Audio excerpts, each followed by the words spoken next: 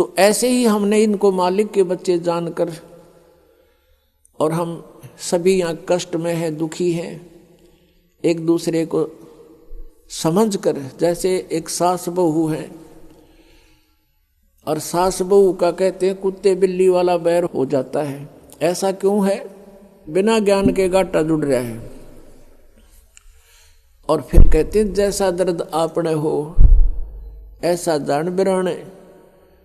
अब जैसे घर का मुखिया है, सास है, उसके अधीन पुत्र वधू है, अब उसके साथ दुर्व्यवहार करेगी तो उसकी आत्मा रोएगी, बोल सकती नहीं। तो वो आत्मा की जो पुकार है वह भगवान के दरबार में डिपॉजिट होती है और उसका प्रतिफल बहुत भयंकर होता है। फिर क्या होता है कि कई जगह ऐसा है कि पुत्र वधू इतनी हैवी है सास पर, उसको तंग करती है, तो उस समय यु ज्ञान याद रखना चाहिए कि हम इस काल ने ऐसी व्यवस्था में जोड़ रखे हैं, क्योंकि यहाँ व्यवस्था ऐसी है। अब जवान बच्चे का और बुढ़े का कभी भी मेल नहीं मिले, ना मन मिले, ना व्यवहार मिले, ना विचार मिले, और फिर रहना इकट्ठा, सास और बहू ने इकट्ठा रहना और कति विचार नहीं मिले, यह गारंटीड बात है। और इसलिए झगड़ा रहेगा, यह भी रहेगा, लेकिन इसका समाधान इस ज्ञान से होगा। देखो कोई भी घर में हानि करके प्रसन्न नहीं हुआ करता, कोई भी नुकसान करके राजी नहीं, लेकिन हो जाता है। और फिर उसके ऊपर एक दूसरे के साथ खींचातानी करे, तूने ऐसा कर दिया, तू ऐसा करता है, ये करता है। को बालक है उसने प्यार से समझा दे, लेकिन नुकसान जो होना है आपके भाग्य में पूर्व निर्धारित है, वो होके ही रहेगा। और वो नुकसान तो हो लिया और फिर वो झगड़ा बाकी रह गया, बेमतलब की टेंशन। जब आप परमात्मा की शरण में आ जाओगे ये हानि भी नहीं होगी आपके, सत्कर मान लेना। और इस ज्ञान से जब ये मन बकवाद करेगा, इस ज्ञान रूपी लगाम से यू रुकेगा। एक सास बहू थी, बुढ़िया बहुत लड़ा करती अपनी पुत्र वधू के साथ, इकलौता पुत्र था। अब बेटा ने सोचा करता भाई माँ की बात नहीं मानी तो माँ की आत्मा दुख पाओगी, वो भी अपनी पत्नी को ही धमकाया करता, गलती होती चाहे ना होती, माँ को प्रसन्न करने के लिए। और बुढ़िया बहुत कलियारी थी।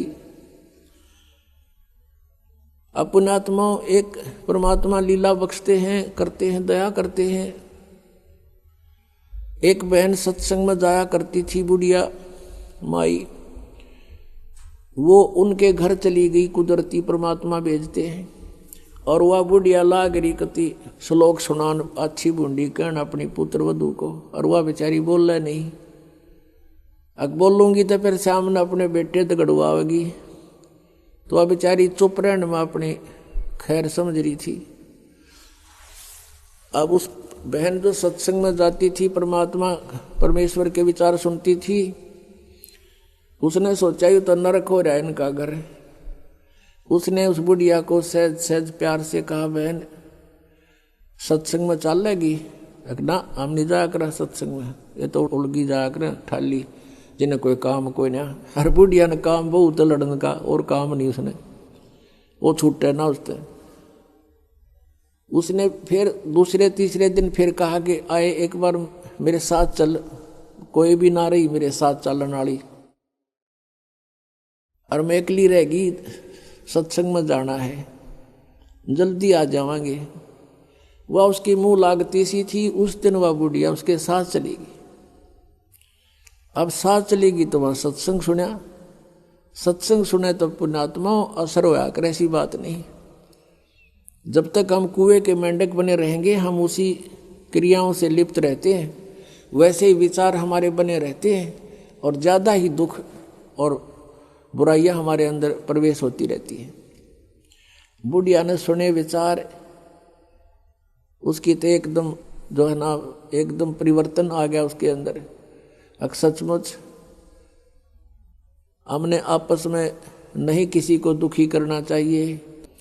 उसके बाद अपनी पुत्र वधू को वो बिल्कुल शांत रहे, बोले ही नहीं फालतू, सत्संग में ये भी सुनाया गया कि जो कुछ हानि होनी है वह तो हो चुकी, और पाछा वो खाम खा महाभारत बनाने की कोई आवश्यकता ही नहीं। वो तो दूना दुख पैदा करने वाला वो वस्तु आवे नहीं वापस।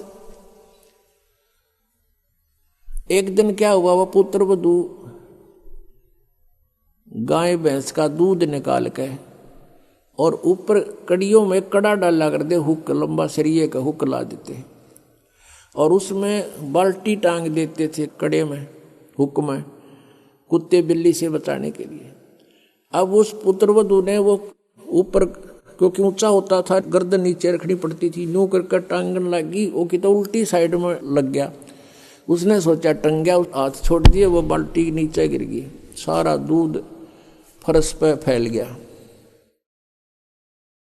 अब पुत्रवधू ने देखा बुढ़िया की तरफ, अकी वो होगी ओन अनो बिरना कई दिन का सांग हो गया यो। अब उसकी तरफ देख रही है बेचारी भयभीत दृष्टि से। बुढ़िया कहती बेटी कोई बात नहीं, हमारे भाग में नहीं था यो, और इसको उठा ले ऊपर ऊपर से और भैंस को ही डाल दे बेटा उसके चारे में। ये अपने भाग में नहीं था इसलिए गिर गया, कोई बात नहीं। अब उस पुत्र वधू ने सोचा आज बुढ़िया कौन सा स्टेशन पकड़ेगी,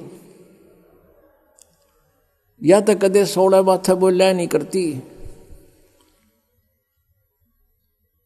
काफी देर उसका जची नहीं, बुढ़िया फिर शुरू हो गया ऊपर ले मनते कहती हो कदे। वह बुढ़िया खड़ी हुई, साथ लाग के बेटा ठा इसने और भैंस के चारे में डाल दे, कोई दिक्कत को नहीं। अब उसने सोची अपने बेटे ने बतावेगी, मेरे तो ना कहती होगी तो वो भी आ लिया, पुत्र भी उसका कोई जिक्र नहीं करा बुढ़िया ने। तब उस माई ने, उस बहन ने सोचा भाई इतना परिवर्तन आया क्यों कर इसमें, उसके चरण दबावे, सेवा करे। फिर पता चला कि बेटी मैं सत्संग सुन के आई हूं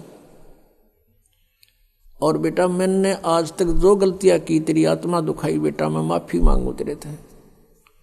वह पुत्र वधू रोन लागी न बोली माँ कोई बात नहीं, अब तो माँ तुल्य हो और मेरे हित में ही कुछ कहती थी।